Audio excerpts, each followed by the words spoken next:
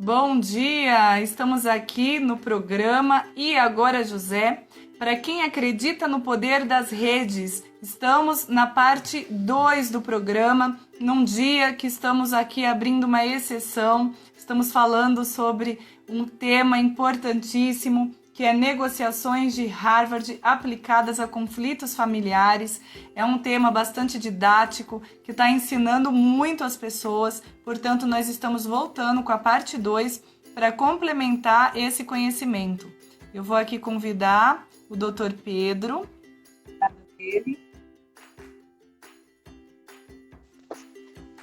Perfeito, voltou. Maravilha. Pedro, antes que você fale, aguardando que as pessoas entrem, né? Vou falar um pouquinho sobre você, né? Sobre o seu trabalho. Você é um dos sócios, né? Do curso GPC. Deixa eu pegar aqui o currículo para dar uma lida também. Você é advogado, né? Capacitado em práticas colaborativas, mestrando em comércio exterior pela Escola de Negócios de Barcelona, especialista em família e sucessões pela PUC do Rio e também sócio fundador do curso GPC, como eu já falei. Professor universitário. Nós estamos aqui, Pedro, com a sócia Marília Alves, tá aí falando muito conteúdo desse meu parceiro. Então, um trabalho muito importante que vocês desenvolvem, né? Vocês dois, e que precisa realmente ser levado adiante pelos nossos colegas, né? Das pessoas que trabalham na questão da mediação de conflitos e de negociações. E para quem, como vai ficar gravado, mas eu já vou repetindo, o Pedro presenteou todo mundo que assistir esse vídeo com um livro, que é o livro de cabeceira dele, um livro bastante pontual, né, que facilita aí bastante o conhecimento. Está em inglês, mas mesmo assim vai ser um e-book. Então você coloca lá o e-mail e nós vamos encaminhar para você. Aonde você vai colocar? Nos comentários, abaixo do vídeo que vai ficar gravado no meu canal do Instagram. E o livro pode falar, Pedro. É Thinking Like a Lawyer, o livro. Pensando como advogado, né? Na tradução. E, enfim, já como a Vanessa já bem disse, né? É um livro super interessante sobre negociação. Não é especificamente sobre a negociação do modelo de Harvard, né? Trata aí sobre diversos modelos de negociação e que podem ser replicados em diversas áreas, não só no direito, mas medicina, engenharia, administração, enfim. E é um livro super interessante, espero que vocês curtam aí bastante a leitura. É um livro fácil e é também um livro bem passo a passo, assim, bem mastigado, né? Que você consegue ter uma leitura bem objetiva. Muito bom, muito bom. Então vamos lá, Pedro, vamos continuar. Qual o próximo passo? Bom, beleza. Então, assim, nosso próximo passo, que aliás era um passo que eu, como coach da equipe do Brasil nessa competição de negociação, eu era realmente muito chato em relação a isso, porque criar opções, né? A gente fala muito em criar o máximo de opções possíveis, né, dentro de uma negociação, para você também ter um leque de opções e conseguir também ouvir as outras opções, as opções da outra parte, né? Então, quando a gente fala em criação de opções, a gente pensa em justamente soluções criativas, né? E falta muita solução criativa dentro de uma negociação, porque como se a gente retornar aos outros pontos, por exemplo, se eu ficar batendo em cima das posições, por exemplo, da outra pessoa e não atingir os reais interesses, como que eu vou pensar em criar soluções criativas em cima de posições e não de interesses? É muito complicado, né? Não tem como. Não tem como, né?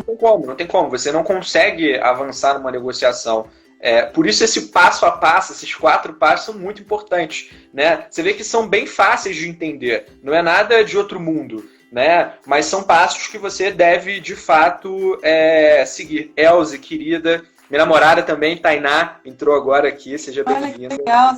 Bem-vindo, a Elze também, Elze Carvalho, tem um projeto super legal. Inclusive, a gente lançou o curso do PC no projeto dela, um projeto a primeira Câmara de Mediação Pública no Brasil, de prefeitura, aqui em Petrópolis. Elze faz um trabalho excepcional. Seja muito bem-vinda.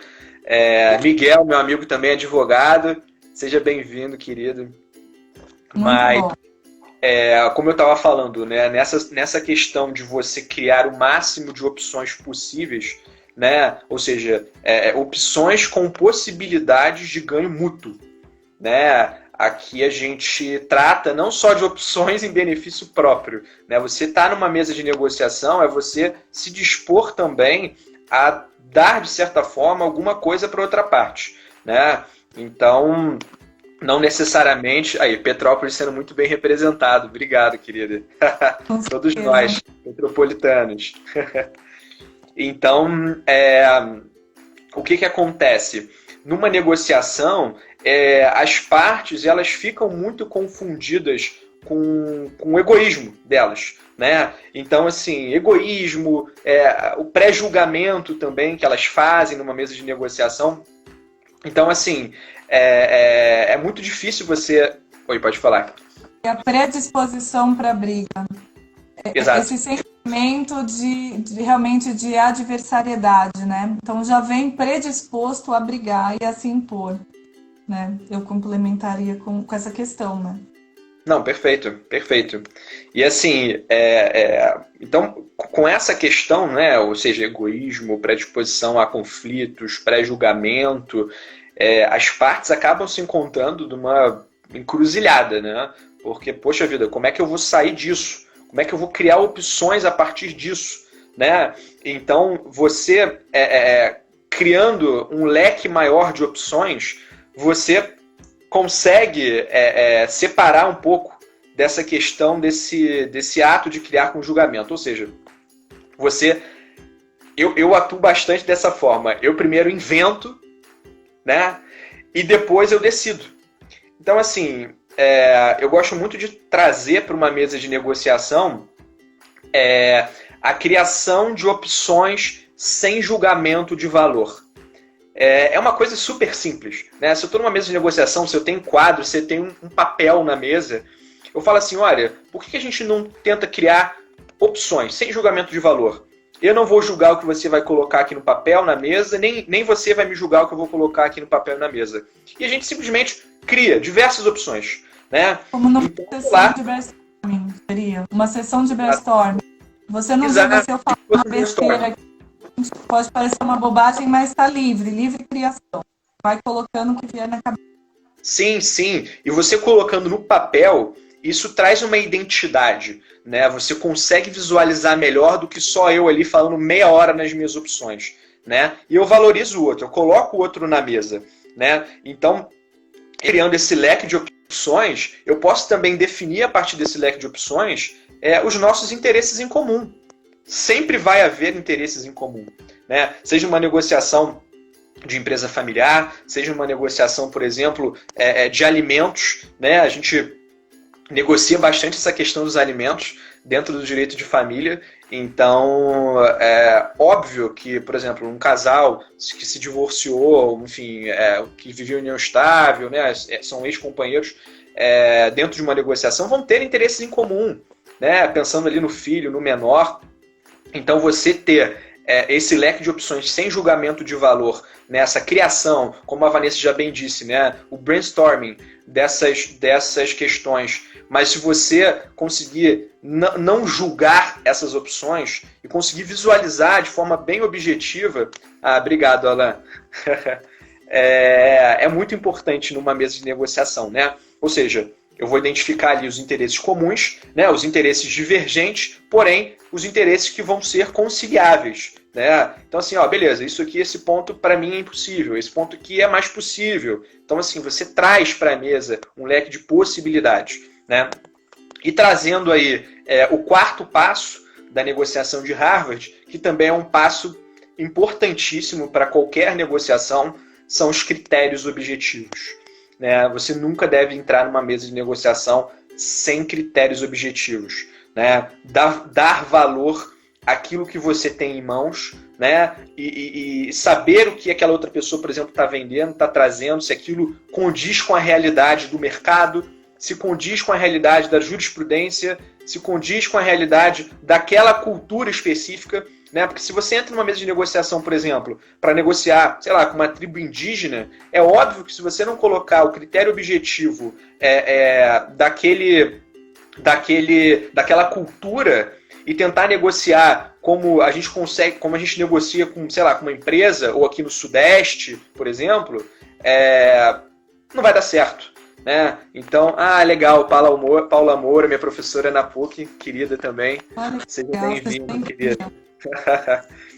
Então, esse ponto dos critérios objetivos são muito importantes numa mesa de negociação. Né? Eu participei de uma negociação também, que foi muito legal, que tratava justamente sobre obras de arte. Né? Eu sou um grande apaixonado também por obras de arte, represento alguns clientes também em leilões. E a negociação era pautada em uma obra de arte específica de um artista brasileiro. E a outra parte, né, meu cliente queria adquirir a obra e a outra parte estava reticente em vender. Né? Mas estava pautando um valor totalmente fora do valor de mercado. Eu queria que o meu cliente, digamos assim, engolisse aquele valor e pagasse, porque é esse o valor, é isso que eu quero. E aí, uma pergunta simples que você, advogado, que você, enfim, profissional, deva fazer para o outro numa mesa de negociação, uma negociação ali cara a cara, é o seguinte: quais os critérios objetivos que você está se utilizando para me cobrar esse valor ou para agir dessa forma? Né? Tem um valor de mercado? Foi avaliado por um profissional com determinada expertise nesse assunto? Não foi. Então por que eu vou pagar esse valor nessa peça específica? Né? Deixa eu complicar um pouquinho tua situação aí. Sim, claro, fica à vontade. Você falou, vamos supor que fosse, sendo uma peça única, a pessoa te respondesse que o valor é idiosincrático, ou seja, uma peça única e existe um valor, assim, o valor é tão grande que chega a não ter valor. Então é o que ela acredita por causa dessa questão idiosincrática. Como é que fica diante dessa posição?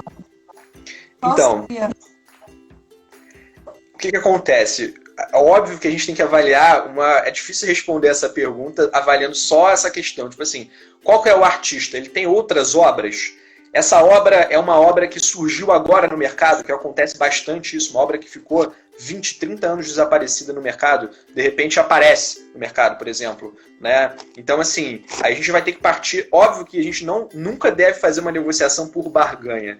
Né? Mas, assim, beleza, eu tenho que saber que aquela obra ela é uma obra com valor inestimável. Mas tudo tem um preço. Né? Então, eu tenho que saber também até onde o meu cliente pode pagar.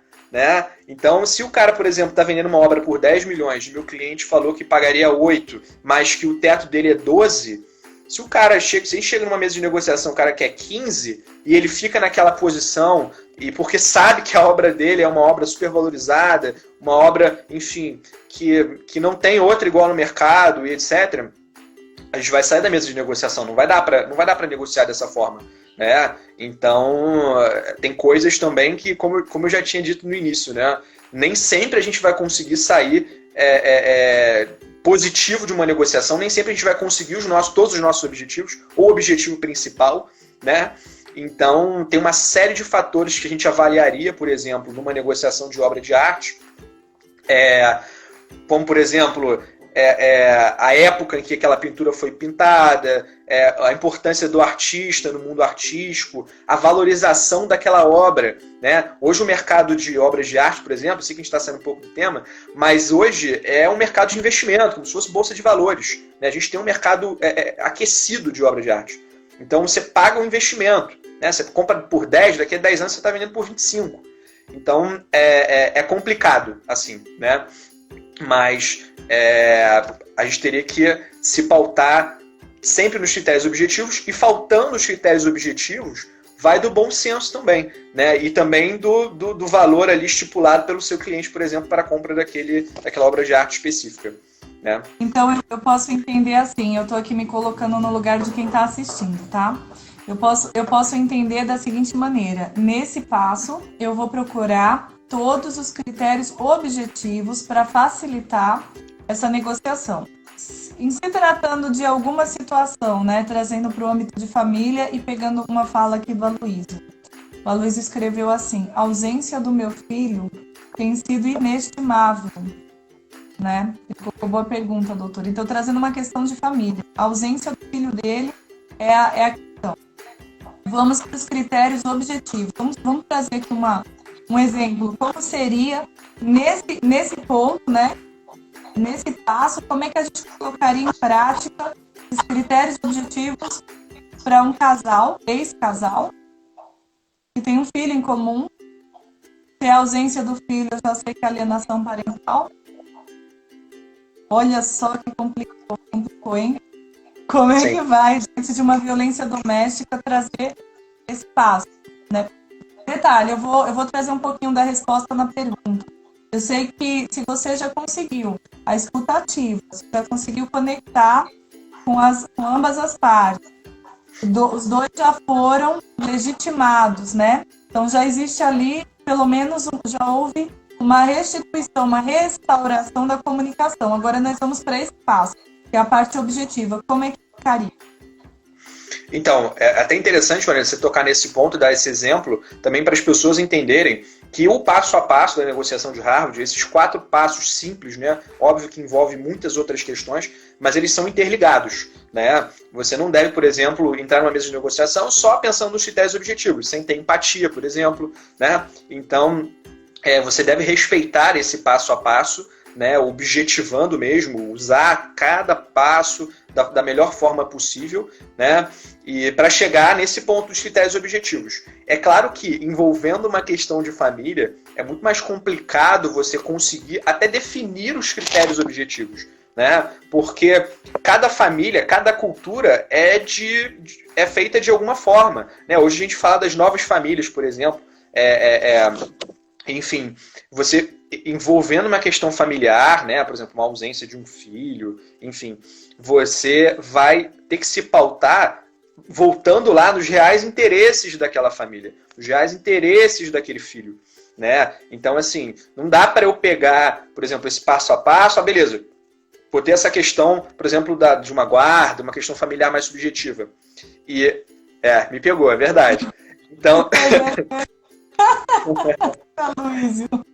Então, assim, eu chego nesse passo do critério objetivo, eu posso até tentar definir alguns pontos, como, por exemplo, beleza, como que é o entendimento da jurisprudência no direito de família acerca desses casos? Se a pessoa quiser muito seguir, por exemplo, dentro de um processo judicial, tá?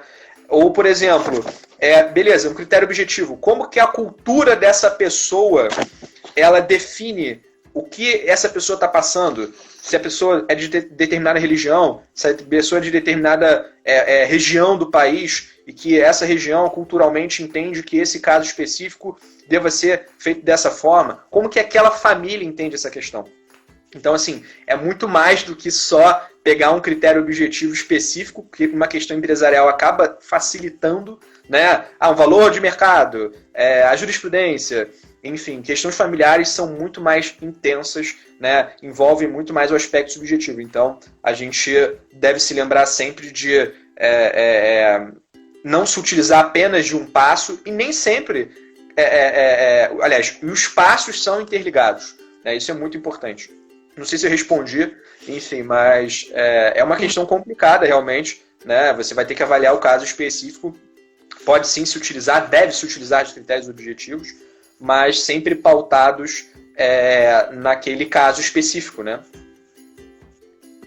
Eu quero só, assim, fazer um adendo, né, na questão do Aloysio, que ele falou, te peguei, Pedro, né?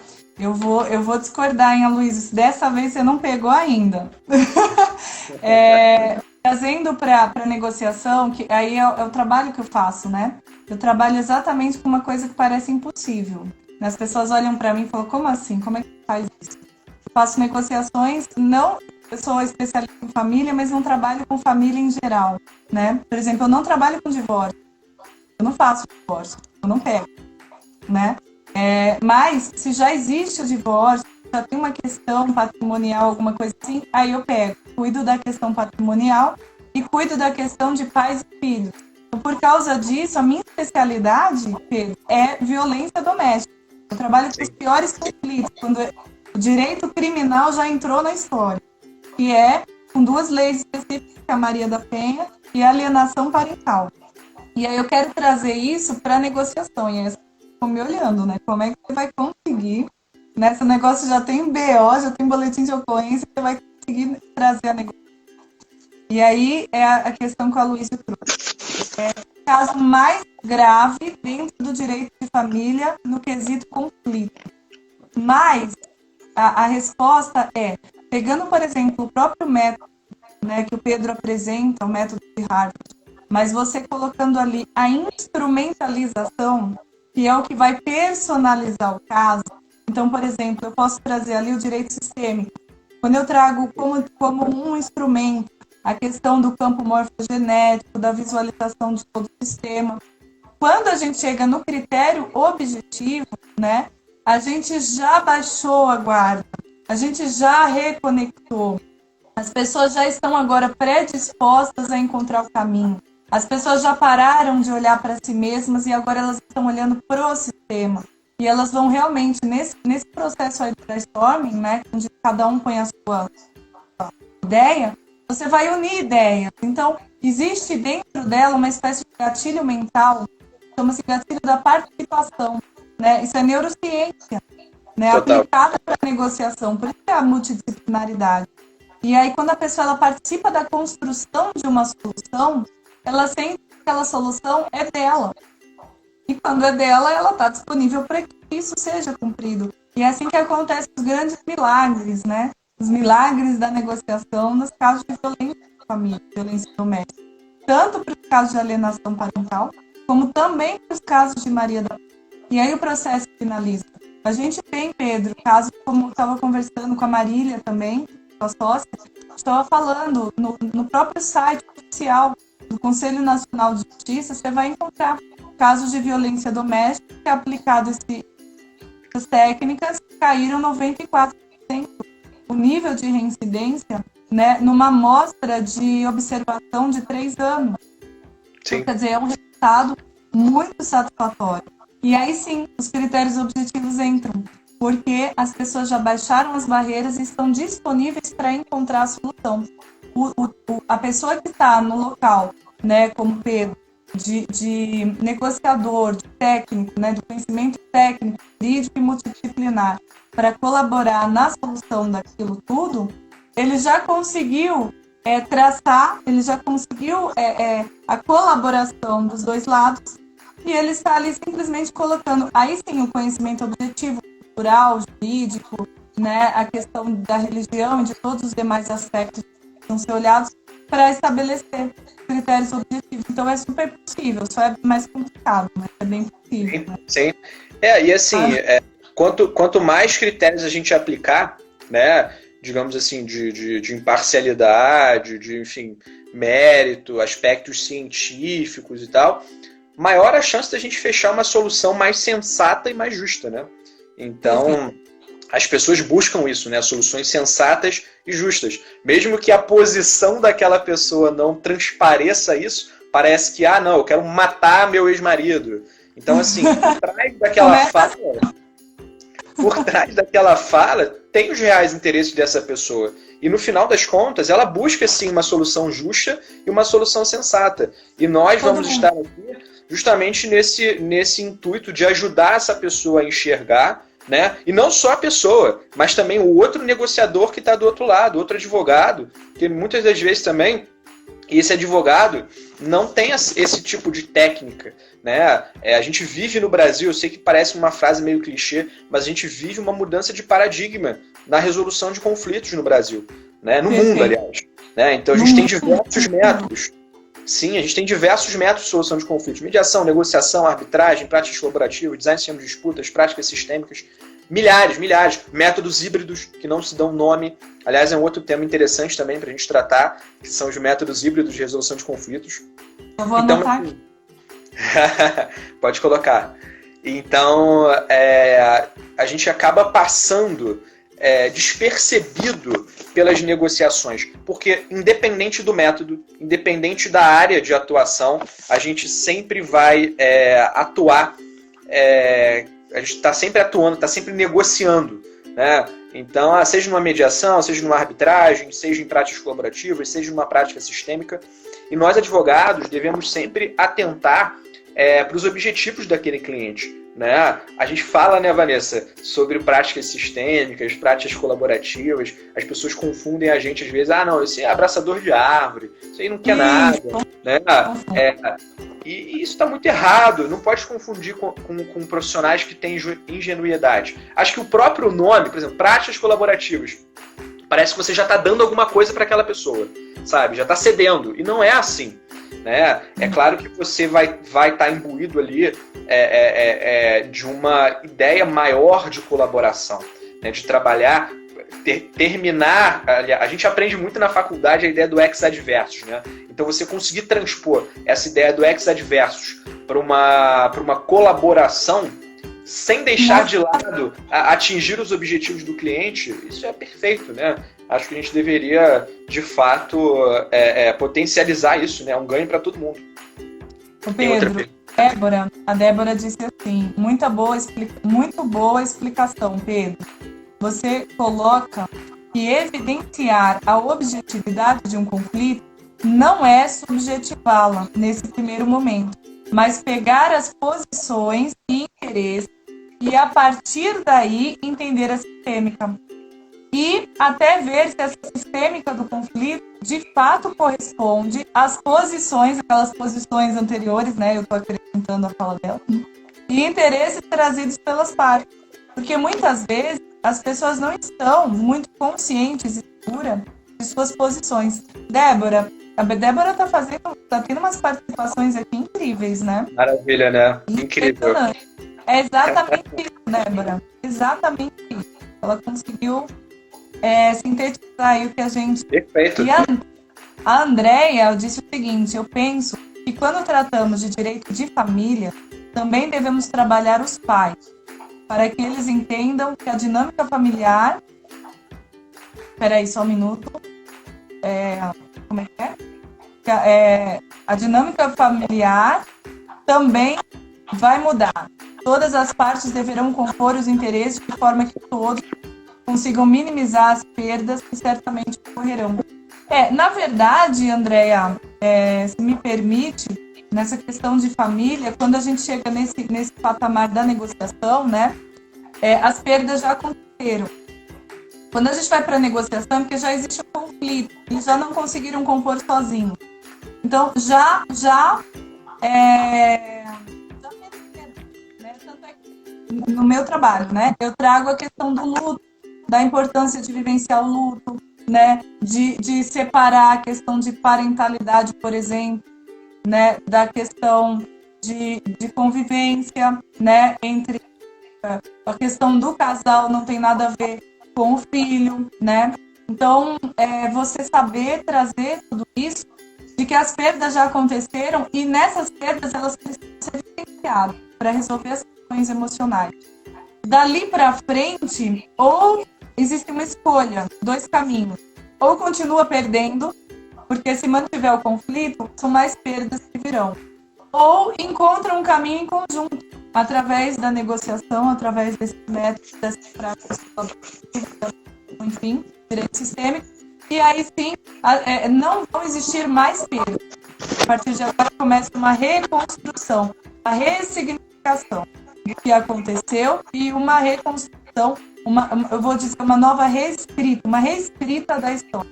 Que pode ser muito melhor, pode ser incrível, pode ser algo que você nunca sonhou que pudesse existir como possibilidade, né? Então, Débora, sua participação está sendo incrível. Obrigada, pode continuar. Pronto, Pedro. Vou me segurar junto com a Débora aqui. Isso, relaxa. Tranquilo, não. E é legal a participação mesmo, né? Perguntas, enfim. Aliás, o que vocês quiserem perguntar aqui, seja de jeito de família, seja fora, fiquem super à vontade. Qualquer dúvida também me coloque à disposição. E um ponto muito importante, Vanessa, que eu deixei... Mais um minuto ainda, Pedro. Nós temos 20 minutos de novo, Pedro. Corre. Beleza. Vamos sintetizar isso aí. Sim, não, vai dar, agora vai dar. Mas um ponto muito importante, né? Lembrando que todos esses pontos que eu passei, os 4 pontos, né? Eles devem ser preparados inicialmente antes de você entrar numa mesa de negociação, né? Você já deve ter alguns critérios, né, obviamente, a serem preenchidos, mas também ter algumas informações sobre aquele caso específico, né? A gente nunca é pego totalmente de surpresa. A gente sabe de algumas coisas daquela questão e o cliente chega para a gente. Então você já consegue definir alguma coisa. É claro que numa mesa de negociação que você vai conseguir realmente definir os reais interesses e conseguir fechar esse passo a passo dentro de uma negociação. Mas um dos aspectos principais também da negociação de Harvard é justamente você já entrar na mesa tendo um plano B, né? Ou seja, a gente chama de BATNA dentro da negociação de Harvard. Ou seja, qual é a melhor alternativa ao seu acordo negociado, né? Então, você entrar na mesa de negociação sem um plano B, esquece, né? Porque o que acontece? Você tendo um plano B, ele funciona, Vanessa, como se fosse um balizador das opções que você vai conseguir ter na mesa, né? Então, se a pessoa oferece uma proposta às vezes muito baixa, eu falo, olha, eu vou ver aqui qual que é a melhor alternativa para o meu acordo. Eu posso fechar de cara essa negociação aqui agora, com esse valor, por exemplo, né? Não, vamos tentar mais um pouco, né? Então, assim, você tendo esse plano B, você consegue comparar as opções disponíveis que foram criadas ali na mesa por esses outros pontos aí que a gente falou, né? Então, esse brainstorming, por exemplo, né, a questão dos critérios objetivos, você consegue balizar isso de forma muito objetiva e definir as opções. Beleza, essa opção aqui eu posso aceitar, essa aqui se melhorar um pouco eu posso aceitar, essa aqui de jeito nenhum, essa aqui vai fazer eu sair da mesa, por exemplo, de negociação, que é possível também, né? Então, e isso também, como eu já disse, né? Isso te ajuda a não ceder a qualquer proposta. Porque às vezes você está tão imbuído de tentar fechar um acordo que você aceita qualquer proposta. Você poderia até explorar mais aquela negociação e tirar mais da outra parte, né? Essa negociação, por exemplo, que eu falei agora anteriormente, no bloco passado, salvo engano, da negociação que eu fiz lá fora nos Estados Unidos, foi muito interessante porque o meu cliente tinha uma preocupação tremenda em como tirar os equipamentos que são pesadíssimos daquela fábrica. Um custo super elevado. Então, assim, a gente conseguiu manter os equipamentos lá dentro, criamos um museu, tipo, dando visibilidade também para aquela família, né? Respeitando a história daquela família, só que aquilo foi bom para o meu cliente. Para eles também foi bom, mas foi melhor ainda para o meu cliente. Ele não teve custos para tirar, por exemplo, aquele equipamento, né? Que era um custo muito alto de destruir tudo aquilo. Então, assim, a gente acabou não cedendo a qualquer proposta, como eu já disse aqui, que são os objetivos do BATNA, ou seja, a melhor alternativa a um acordo negociado, né? E, assim, basicamente isso. O BATNA, a gente tem que entrar na mesa de negociação já pensando nesse plano B, né? Caso aconteça tal coisa. Você consegue prever isso antes de começar uma negociação. E é engraçado como que as coisas acontecem na mesa de negociação. Aí você pensa, caramba, eu previ isso. Bom, beleza. A partir dessa questão que a pessoa quis me passar, eu posso já atingir tal objetivo. Aí anota. Já coloca ali de lado. Né? Beleza, isso aqui já está como se fosse um checklist mesmo, sabe? Então, o BATNA, ele é um critério que todo acordo deve ser passado. Né? Então, e é engraçado porque as pessoas perguntam, beleza, Pedro, mas não passou todos os critérios, você não conseguiu negociar, né? Pedro, fala sobre uma também, se der tempo. Sim, vou tentar aqui, Marília. E aqui é basicamente o BATNA, né? Então,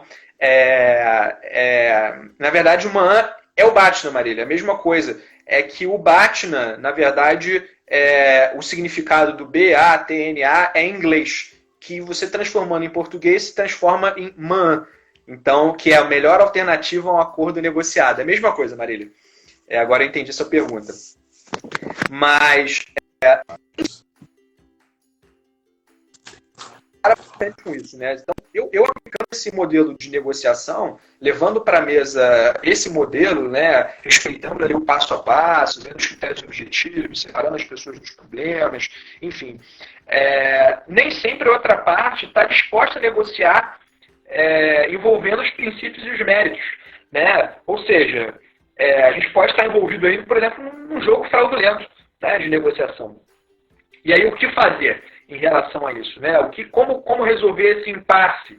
Ou seja, a gente tem que travar aí uma verdadeira batalha discursiva, se eu posso te dizer, né? E caso nada disso dê certo, a gente vai ter que passar para outros métodos, por exemplo, uma mediação de conflitos, né? Talvez um terceiro imparcial, se utilizando até mesmo dos modelos de negociação de Harvard, que são utilizados também na mediação de conflitos. Mas tendo um terceiro para facilitar aquele diálogo, né? Às vezes surgiu ali um impasse, um ruído naquela comunicação, ele pode sim ajudar de forma bem promissora a você conseguir, no final das contas, fechar um acordo, respeitando aí toda a questão ética, etc. Marília, obrigado, só para trazer para... Ah, beleza. É isso aí, Marília. Colaborou para facilitar a visualização das pessoas. Sim, muito sim. Bom. Perfeito, perfeito. Então, o importante também, para você conseguir se manter numa mesa de negociação, eu até tinha anotado aqui, deixa eu ver se eu acho aqui. É que eu anotei tanta coisa, que eu falei, nossa, e eu vou te falar, eu não falei nem metade das coisas que eu queria falar. Então... Quando você mostrou as anotações aí, que eu olhei e falei, nossa, eu vou precisar montar uma temporada com o Pedro. Tanta anotação. Pois é. Isso que eu falei de forma bem genérica. O nosso tempo realmente está avançando, a gente vai concluir 2 horas já. Eu queria te pedir uma coisa. Depois nós podemos trazer mais, enfim, a gente pode disponibilizar, a gente pode conversar, ver o que a gente faz. Mas eu queria te pedir agora que você, para a gente poder também falar do trabalho que vai ser realizado, tudo, fala para mim agora de uma forma assim, o primeiro passo é esse, segundo passo esse, terceiro passo esse, quarto passo. Esse é o método de negociação de Harvard. Traz para a gente, assim, só para agora, organizar visualmente.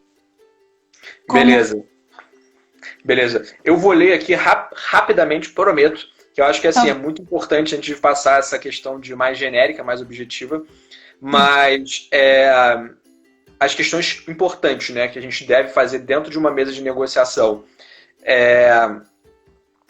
Analisar a posição da outra parte como mais uma posição e como pode ser melhorada. Porque às vezes a gente não consegue identificar os reais interesses daquela parte, né? Então, a parte fica ali presa na barganha e aí você tem que entrar no jogo também para você conseguir atingir seus objetivos. Então, como eu coloquei aqui anotado, né? Ou seja, analisar a posição da outra parte como mais uma posição. Beleza, mais uma posição, mais uma opção, né? E como pode ser melhorada, ou seja, eu estou valorizando, né? Até a gente falar a questão do afago, da mediação, ou seja, eu valorizo a posição do outro, mesmo não sendo a posição perfeita, mas tento, digamos assim, melhorar um pouco essa posição para a gente conseguir ali tentar negociar. Uma coisa muito importante, não reagir a ataques pessoais, o que acontece bastante em negociações aí, de família e etc. Ou seja, se colocar ali no seu lugar, respirar fundo, toma uma água, né? Mas tenta não reagir a esses ataques, né? Ou seja, a gente como advogado, a gente pode pegar esses ataques e reformular, por exemplo, né? Em forma de perguntas e etc. E fazer com que aquela outra parte enxergue o que ela está fazendo com aquela negociação, né? E que está também se prejudicando, né? Se automutilando, digamos assim. E, deixa eu ver aqui... A outra, você já disse também, né? Às vezes outra parte precisa desabafar, ou seja, a gente precisa ter essa escuta ativa, a parte precisa colocar para fora, né? Para a gente justamente fazer aí um filtro e tentar chegar nos interesses, né? Tá. E aí, bom, vou tentar agora falar de forma objetiva. Eu tinha feito até mais algumas anotações aqui, Vanessa, mas eu vou passar reto, senão eu vou ficar mais umas 2 horas aqui falando, e não é esse o nosso interessante que ainda colocaram assim, volta. Tô pedindo pra gente voltar. Que bom, que bom, que bom. Em breve, gente, em breve. Vanessa querendo, eu tô aí. Bom, eu até perdi, eu tenho um cartãozinho, como se fosse um cartão de crédito que eu recebi da CMI Intercer, que é a empresa de Harvard, né? Quando eu participei da competição, eu ganhei um cartãozinho, que lá nesse cartão, depois eu mando a foto para vocês e disponibilizo para a galera também que quiser. Tem ali o passo a passo super resumido. Legal. E eu ia trazer para vocês, mas eu não sei onde eu coloquei. Então, mas enfim, depois eu disponibilizo a foto. Mas assim, se você disponibilizar, eu já encaminho junto com o e-mail, né? Repetindo, quem quiser o livro que o Pedro disponibilizou de presente, que vai vir através de um e-book, vai lá no meu Instagram, nesse mesmo vídeo ou no anterior, e coloque, eu quero o livro, e coloque o seu e-mail, que eu vou encaminhar. E se o Pedro conseguir encontrar o cartão, eu encaminho o cartão junto, a imagem do cartão. Perfeito, perfeito. Não, vou encaminhar, com certeza, vou encontrar. Ok. Então, assim, o modelo de Harvard, né? O que é o modelo de Harvard? É um modelo de negociação baseado em 4 passos, né? Gente, se vocês pesquisarem na literatura, vocês vão achar várias outras informações sobre esse modelo, mas como a gente tem um tempo aqui reduzido, eu procurei resumir em 4 passos, né? E dentro desses 4 passos, a gente ainda tem a melhor alternativa para o acordo ser fechado, digamos assim, resumindo, né? O nosso BATNA, que a gente chama, dentro do modelo de Harvard. Então, o primeiro ponto é separar as pessoas do problema. O segundo ponto, se concentrar nos interesses, nos reais interesses, e não nas posições. A gente até fala sobre aquele exemplo, né, do iceberg, né, que a ponta do iceberg é a posição, os reais interesses estão ali para baixo do espelho d'água, por exemplo, né, que o iceberg, a pontinha é pequena, mas ali para baixo é gigantesco, né, os reais interesses. Né. Criar opções, muitas opções, a questão do brainstorming, como a Vanessa já bem colocou aqui também, né, ou seja, não só criar opções, mas opções e com desenvolvimento e ganhos mútuos. Né? É importante também a gente falar desse ponto. Né? Não só a opção que vai me beneficiar, mas eu consigo, dentro de uma mesa de negociação, conseguir enxergar, ver o que é valoroso para outra parte. Né? O que é valoroso para outra parte? Que, aliás, isso, só esse ponto já dá outra live aí para a gente falar. E no final, o último ponto, o ponto 4, que são os critérios objetivos. Né? Quais critérios objetivos que eu posso basear na negociação? Jurisprudência, aspecto cultural, né? Uma avaliação de um perito, por exemplo, né? De um especialista, um expert daquela área específica. A ciência, né? Conhecimento da ciência, as comprovações científicas, né? Então, assim, eu creio que se vocês seguirem esse passo a passo, gente, parece uma coisa boba, assim, mas dá muito certo. Em qualquer método, em qualquer negociação, aqui especificamente tratando sobre o âmbito familiar, né? Que, claro, envolve uma dificuldade maior pelo lado subjetivo, mas eu tenho certeza que se vocês se aprofundarem nesse tema de negociação de Harvard, vocês vão ter bastante proveito aí na performance profissional de vocês. Pedro, gratidão pela tua presença, tá?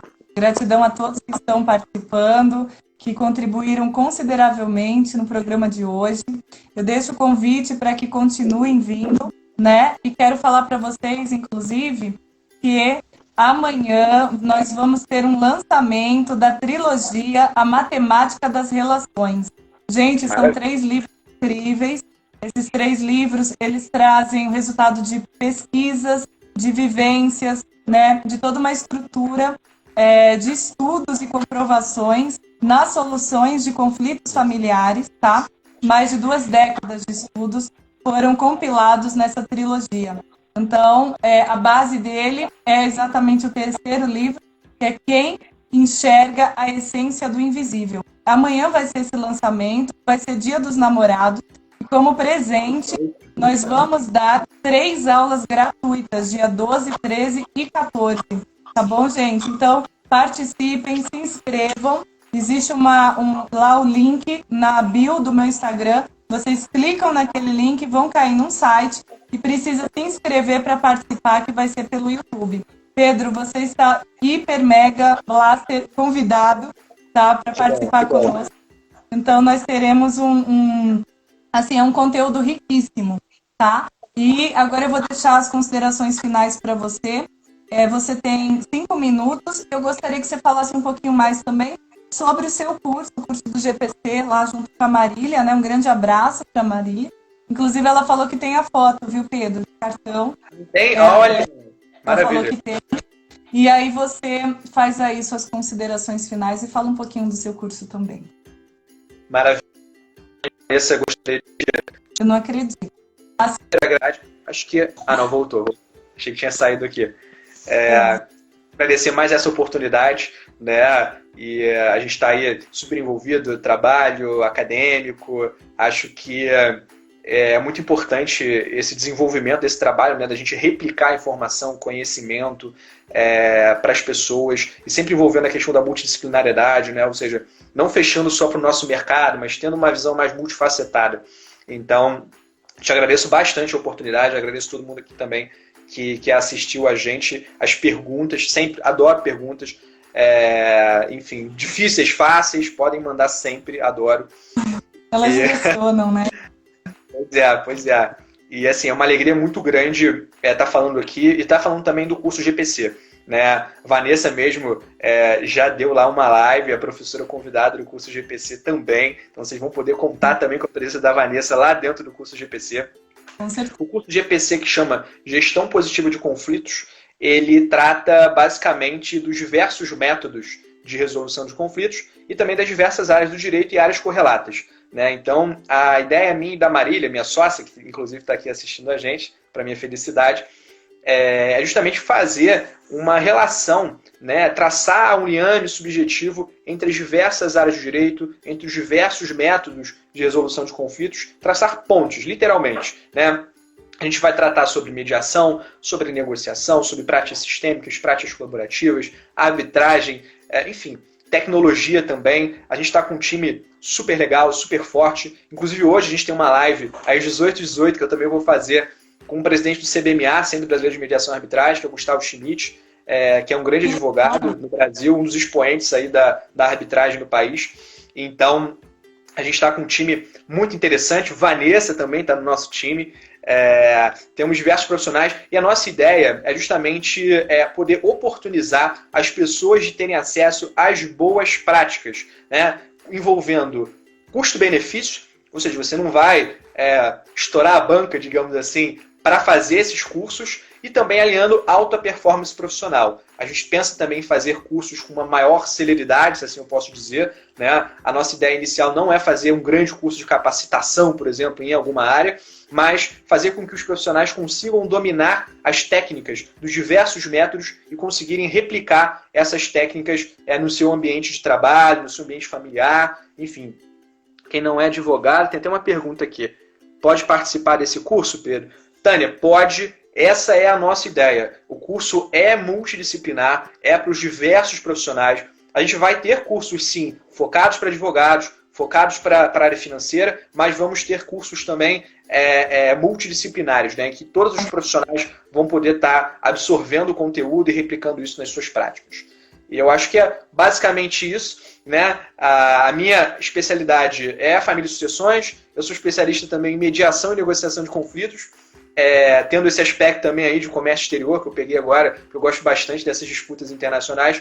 Então a gente vai estar trazendo tudo isso para dentro do curso. E a minha sócia, que é a Marília, que é a presidente da Comissão de Direito Sistêmico do OAB do Rio, e também tem toda uma prática sistêmica, né, um envolvimento sistêmico, que não é a minha expertise, então a gente consegue se complementar de forma muito interessante, né? Porque a gente vê que hoje todas as áreas se conversam e é interessante mesmo as áreas se conversarem por questão de mercado e, enfim, questões acadêmicas.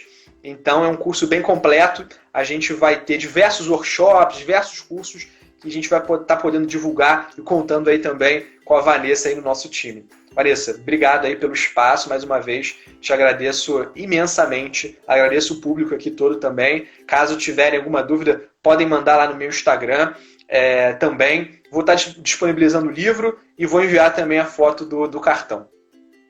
Bom, perfeito. Eu desejo muito sucesso muita luz, muita bênção sobre o GPC, sobre a sua vida, sobre a vida da Marília, que vocês consigam levar esse amor, esse conhecimento adiante, que muitas pessoas sejam beneficiadas por vocês, tá? E que isso cresça, isso expanda em grande potência, tá? Que dê saltos quânticos. E é isso, muita gratidão. Deus abençoe vocês e todas as Amém. pessoas que estão participando. E assim, também gratidão pelo dia de amanhã, que é um dia que eu estou bastante emocionada, né? Que é o meu trabalho, o trabalho assim da minha vida. Eu me dediquei nisso, né? Eu sou uma das participantes da criação da Lei Maria da Penha. Então, como isso aconteceu a nível internacional, é um livro que serve para outros países também. Nós temos um caso em comum, né, Pedro? Estamos trabalhando aí na negociação, que é um caso internacional, né? Envolvem outros 2 países. E nós vimos a importância da transformação da lei daqueles países, né, por causa dos direitos humanos internacionais. Então, exatamente esse processo da criação da Lei Maria da Penha, baseada em tratados, né, onde o Brasil era signatário, né, desses acordos, desses tratados de direitos internacionais, gerou a possibilidade da criação da Lei Maria da Penha. E agora esse olhar também para a alienação parental. Então, conflitos de família que podem ser resolvidos através de todo esse olhar, de toda essa experiência, e tudo isso vai estar nessa trilogia. Então, eu estou bastante emocionada porque vai ser uma contribuição muito grande, e nesses 3 dias de forma gratuita, eu tenho certeza também que as pessoas receberão e levarão isso adiante. Então, quem puder divulgar isso, eu peço que vocês divulguem, porque isso é bastante importante para a gente. Sim, tá bom? com certeza. Então, com certeza. Um grande abraço, tenho certeza que cresceremos muito. Sim, te agradeço a parceria em todos os sentidos, né? E quero o livro autografado depois, hein? Isso aí é uma exigência minha. Ok. Não tem nem negociação aqui. Aqui está consentido. Não tem negociação. Obrigado, gente. Um ótimo dia aí para vocês, para todo mundo. Obrigadão, Vanessa, mais uma vez, querida. Até mais. Tchau, tchau, gente. Até mais.